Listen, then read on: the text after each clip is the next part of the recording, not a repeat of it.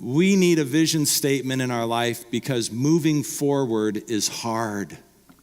Standing still is easy. If you want to keep the same life, the same job, the same friends, the same daily devotional, the same relationship with Jesus, that's easy. You want to move forward in any area of your life, losing weight, developing new friendships, new hobbies, new job, new relationship with God, a new sense of God in your life. That's hard. And what I want to say is, even a little bit of vision helps a lot to make it easier. So I actually learned that in 1997. I was heading to Lake Havasu as a youth pastor. The kids had all gone ahead, and they were there, and I had stayed behind to pick up one of our youth leaders, and we were going to go together, and we got a late start, and so by the time we got to Barstow, right, it was 11 o'clock at night.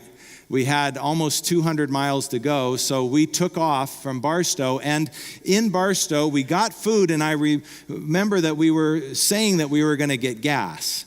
And I remembered that we said we were going to get gas about 70 miles outside of Barstow because the red light on the worker's car came on, and it said we only had a gallon left.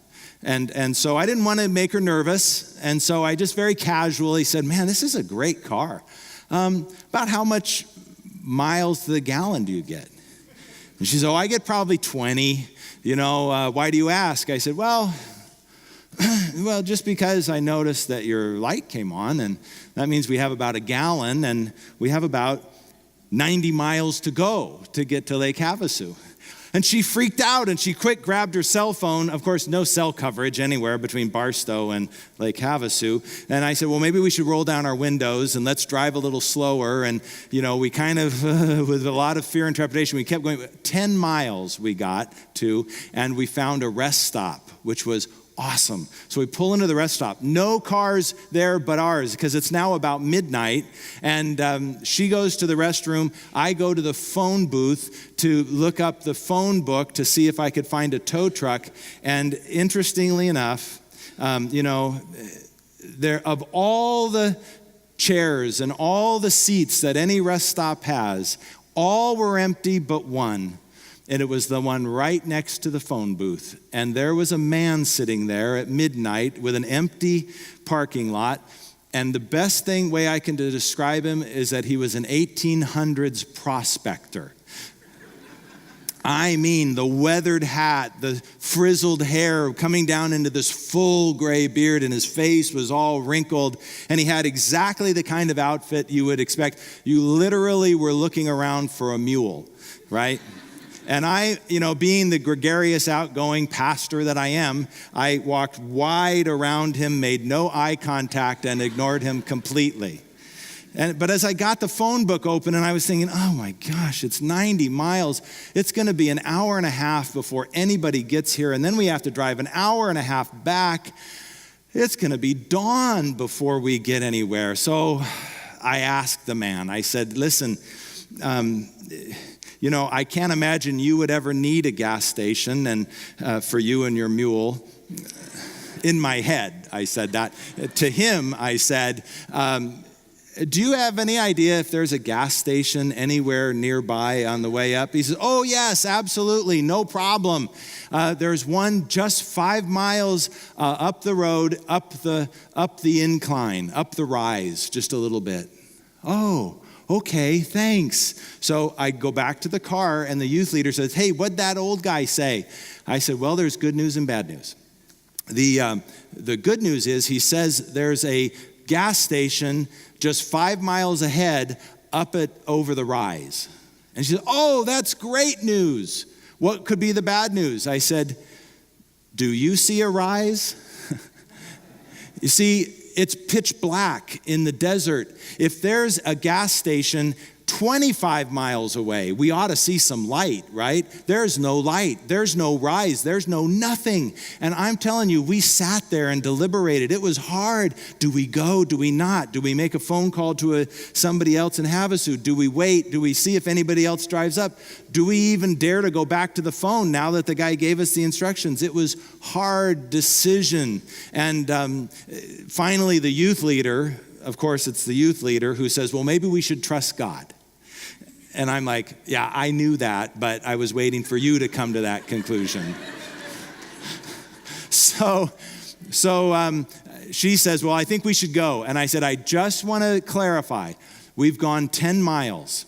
He says it's 5 miles. If we get there and there's nothing there, if we can get across the desert, between the two directions, we might run out of gas in the middle of the desert before we got back. So are we still going? And she says, yeah, I think we need to go. So off we went. We checked the odometer. At the 1 mile mark, nothing. 2, 3, 4 miles, nothing. Pitch black. At 4.5 miles, nothing. Both of us literally are wishing we could turn around and go back, and there's no way to get across the divide. So we 4 3/4 miles, the car starts to rise.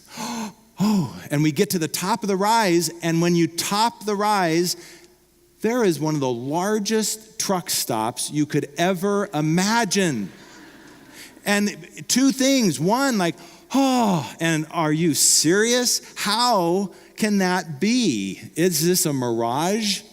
Well, it turns out that this was in 1997. In 1986, Arizona passed a light pollution law that said that all outside light fixtures have to be completely enclosed and all light pointing down, no light pointing up. And the combination of all light pointing down and a slight rise in front of it meant there was no light coming from this whole thing, pitch black. Okay, here's the moral of that whole long story. First of all, it's deeply meaningful to me still to this day, but the point is, it would have been infinitely easier, 1,000 times easier for us to pull off back onto the highway if we had just seen one glimpse of light. If there had been one sign that said gas 5 miles ahead. If there had been anything, it would have been so much easier. A little bit of vision makes moving forward so much easier. And side note, I am convinced to this day that prospector was a guardian angel sent there to give us the good news. You know how I know that? Because any normal person would have said, and hey, don't worry about the fact that you can't see it. It's Arizona light law. You'll get there, don't worry. Angels are like, well, he's going to have to trust God on this one.